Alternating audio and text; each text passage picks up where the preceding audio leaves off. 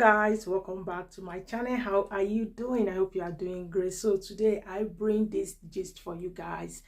People who grow up with money literally ask you questions like they are insane, but here as this teach, a lot of people had and said no, you are wrong. Everybody is not like that grow up with money. So here are the stitch. People who grow up with money, literally look into your eyes and ask you something insane like, do you ski? Motherfucker, do I look like I ski? So there's this fundamental difference between people who grew up with money and people who grew up without money. The other day I was having a conversation with someone. Well, they were just answering questions that I absolutely did not ask. But they told me that they have a new neighbor, has kids, and they just moved in. They sent their kids over to play with the new neighbor kids. And when their kids came back, they were telling them about how few toys they have and how they don't have the new Xbox. And I'm like, congratulations, you already taught your kids to be judgmental little shitheads. But then she says that she told her husband, hey, we're going to the trampoline park next week. You think we should invite the neighbor kids? And her husband points out and says, well, do you really think they can afford to do that? Because they don't have all that many toys. And I'm like, what the fuck?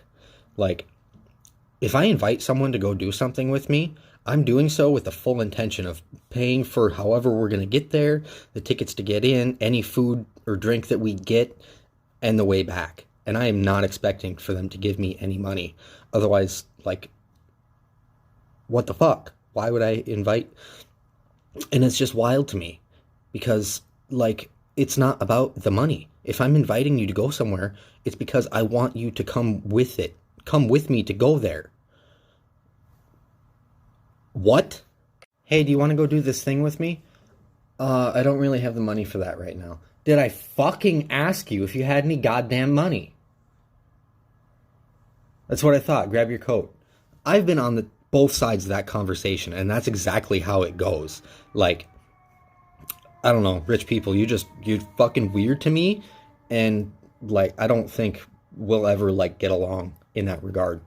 I try not to be a judgmental person, but if I see you ask someone to Venmo you their half of the bill, I'm judging the fuck out of you. My freshman year, my family's income was $18,000 for a family of 4. And I got a full ride scholarship to a top university that accepts 16% of students. And let me tell you some of the crazy shit that people said to me.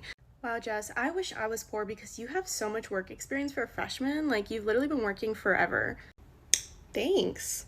One time, these girls invited me to this, bougie Boston brunch place, and I was like, oh, I don't think I can go because I can't afford it, and they literally looked me up and down, and they were like, girl, you can totally afford it, you're so skinny. They thought I meant the calories, that I couldn't afford to eat that amount of calories. They didn't think I was talking about money. One of my family members was really bitter that I got a full ride scholarship, and she was like, you are very privileged, you should know that, because the real oppressed people are, the upper middle class. I don't think people realize how truly traumatizing poverty is. Even though I have a nice apartment and stuff like that, I still think I'm poor. My freshman year, I gained 50 pounds because I had a binge eating disorder because I wasn't used to having access to food in the dining hall. I literally cried every day because I didn't have health insurance and my roommate had Gucci flip-flops to take showers in the communal showers with. When you do have money, you don't think about it. When you don't have money, it literally infects every single aspect of your life and will traumatize you forever. I literally have CPTSD. My first year of college, I used to use words I'm finna do this, I'm finna do that, blah, blah, blah. I know nothing about that. And this girl was like, why are you speaking in AAVE? And I literally was like, what the fuck is AV? And she was like, you're appropriating the way that people speak. And I was like, bitch, I grew up poor in Atlanta. What are you talking about? So then I spent the next year and a half changing the way I spoke because I didn't want to be seen as insensitive, even though that's how I grew up. Crazy. One time I had this friend and she literally went through a breakup. So I sent her a cupcake or something like that to cheer her up. And she was like, did you tell the Uber driver which door to go to? And I was like, no, what do you mean? She's like, well, there's 6 different parts to my house. How is he going to know what door to go through? And I was like, bitch, I didn't even think that. My bad. And the fact that I like barely had money too, and I like mustered up those like $15 to deliver her something was crazy. There was another time where this girl was like, oh my God, I'm so nervous for my job interview. Like, I'm really stressed out. And I was like giving her advice. I'm like, girl, I've been through this like a million times. Like, this is what you do, blah, blah, blah. And I was like, who's the company for? She's like, well, it's my dad, but he said that he's not going to give me the job if I don't do well in the interview. And then she got the job and like complained every single week about how she had to work like 6 hours, and it really pissed her off that her dad was like not giving her more time off. And I was sitting there like working like 56 hours at a grocery store. No. Gas station. And I just couldn't be friends with wealthy people. Like, at that moment, I was like, yeah, I'm sticking with the poor people. Like, sorry. Not to mention all the embarrassment that came with going to, like, a university where everyone else just seemed to have this, like, base understanding of, like, vocabulary. And I was sitting over there, like, trying to explain thoughts that I had, but in my vocabulary. My first day at business school, they asked all the kids what their parents did, and we had to go in a circle, and all the kids were like, my dad's a real estate agent who owns like 20% of India's like real estate. Oh yeah, my mom's a biomedical engineer. And I was like, well, my mom works at a grocery store. And everyone was like, oh, very cool. It was constantly like, it just constantly broke me down. I was in survivor state for like 4 years. I don't remember any of my college education, which is very sad because of poverty. And yet people are going to tell me that I'm the one that's privileged because I didn't have to pay anything to go to school. Every single lecture, like when we would come back after break, they'd be like, what did you guys do for your break? And all these kids were like, oh, I went to Paris. Like, oh, yeah, me and my family like did missionary work in Belize. And I was like, bitch, I worked. Like, I worked. Even now, people are like, oh my God, you're a gold digger for wanting to marry someone that's like wealthy. And I'm like, yeah, sure, because I grew up in extreme poverty, bitch. Like, and I made it. So yeah, excuse me for wanting to have better for me and my kids because I grew up in a house where there was no food. God made me pretty, y'all. I'm gonna capitalize on that shit. One time I like described the way that my childhood was as ghetto because like my dad was a drug dealer and he had like 6 pit bulls and he would do pit bull fighting, and my dad was in a gang. That is like, what's the definition? And someone was like, you can't say that. That's like fucked up. And I'm like, well, what the fuck does that mean then? What does that mean? Because I call it like I see a babe. He's in the Latin Kings in the ghetto. Like, am I missing something? Like, what's going on? The worst thing I hate now as an adult is when people are like, oh, welcome to adulting. Like, I know it's such a big change for you. I'm like, bitch, I like literally was fending for myself at 16. This is actually pretty nice. Like, I would never relive my childhood, ever. I can't stand when people say that. And the worst part was like during COVID, they were like giving us money, like all the poor students to like survive. And people were like, that's really privileged that they gave you that much money. And all the poor kids I knew were like, oh, I feel kind of bad taking this away from people who really need it. And I was like, bitch, you're the one that really needs it. You're the one. Like, I had to realize that like I didn't have as much money as I thought I did when I truly realized what wealth was. If you're poor in university, take all those fucking resources, y'all. Take all of it. Rob them, because you're the one that they're talking about when they say that they need to give it to people that need it. You're the one in need. You're the needy. But yeah, the stories can go on and on. Like, people just said crazy shit to me all the time. It was just like disillusioning, and now I know what disillusioning means because I went to college. But out of this, because I saw another video stitch this video and say that rich people would pity you when they find out that you're poor, but they'll be like, oh, that's so sad, but they won't give you any money. Which made me think about the stand-up show that I did in front of like a really rich audience the first time ever. And the whole time I'm talking about, growing up undocumented, growing up without parents. And instead of like, laughing, these rich white people are just going, aww. The whole time, just, aww. And finally, I get to the part, where I'm like, I grew up without money. And they go, aww. And that's when I like broke the fourth wall. And I was like, okay, you know what? Out of everything I've said tonight, you guys have gone, aww. And there's nothing you can help me with. But the money situation, you guys can help me with. Here's my Cash App. Send me money. And they all just stood there looking at me. And nobody gave me $1 that night. These rich people are going, oh, all night. And the moment they could help me, they didn't. It's all performative. Finished high school and college, basically until I was homeless or living out of storage closet, living in a 1-bedroom apartment with my mom. I decided to go to a community college, and I remember when we were doing all the financial aid stuff. Mind you, when you are broke, you have a very, very poor knowledge of how financials actually work. You know about saving money, but that's really it. And I remember filling out the form with my mom, and the income, the yearly income that you put in to get all the financial aid was $14,000. Now, I grew up in a rather nicer area. I was definitely the bottom percent. And the girl that I was dating at the time was very privileged in a sense. I would remember she'd always get mad at me because I would side with her parents in their arguments because she would be super fucking ungrateful. Like, her parents gave her a car right when she turned 16. I remember her complaining that her brother had to use it once he was old enough and she didn't have a car for a day. Or complaining that her mom didn't schedule her hair appointment. Mind you, like, being broke, never went on any vacations. My ex's family once a year would go on a fucking vacation. And I got to go on some of them. These weren't super cheap vacations. No, I was not always poor growing up. I had a glimpse of what being privileged is like. That's why I use the word so freely. In 5th grade, my mom married somebody that like built homes. And I literally went from living in a 2-bedroom apartment with me, my mom, and my sister out in not the greatest area. Not saying it was the heart of the ghetto or anything, just not the greatest area. To living in a nice house with a big ass yard, talking about building a pool in the backyard, or you know what, maybe we're just gonna build a whole new house. I'm talking like steak once a week, we'd eat out multiple times a week. I literally got everything I wanted. If I asked my stepdad for something, got it. If he was on the way home from work and I asked him, like, can you give me this? He always got it from me. A great father figure for me at the time. But all that went to shit my 10th grade year, and that's when we really became poor. And being on both sides is so hard to get someone to understand what the other side looks like. Just like I will never know what it's like to be gay and get judged for, liking the same sex. Someone watching this may not know what it's like to be racially profiled. You can't. But when I tell you it is 2 different worlds out there, it's not even funny. And I catch myself now. Now I would consider myself successful. I'm in a position I never thought I would be in. Not being as grateful as I should be. I literally have 2 cars. I live in a beautiful house. I do what I want every day. Yet I'll find myself like not being happy or not being satisfied. And then it finally clicked. Everyone always says money doesn't make you happy. And when I was broke, I wanted to slap anyone in the face that said that because I was like, that fixed all my problems. But now, I get it. The teacher earns $1,000 a day. At the end of the month, let's pretend you don't spend any of it, you have $30,000. Yeah. But when bills and But what card is answerable? Wait, you're telling me that if you got $30,000 a month, that would not pay your bills? Yeah, let's say like I'm trying to think of like monthly bills. okay. Yeah. Say, Just for 1 month, pay, $30,000 would not pay your bills?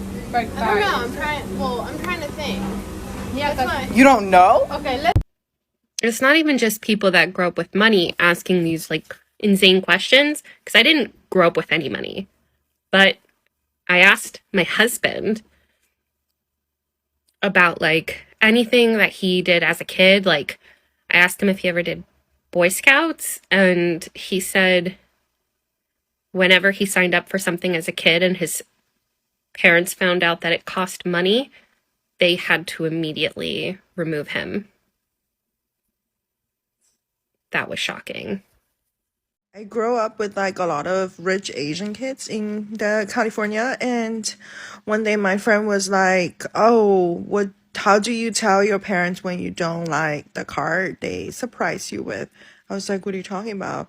She's like, "Yeah, my mom just surprised me with this car for my 18th birthday, and I hate it because it's like a Mercedes convertible, and I want a 4-door car. Like, it is so annoying. Like, how do I like tell her to buy me another car?" And I was just like, I take the bus every day. I grew up in a very diverse financial area. So where I lived was what the school district will say called the ghetto area. This is like circa 2006. So where I went to school for like middle, elementary, high school,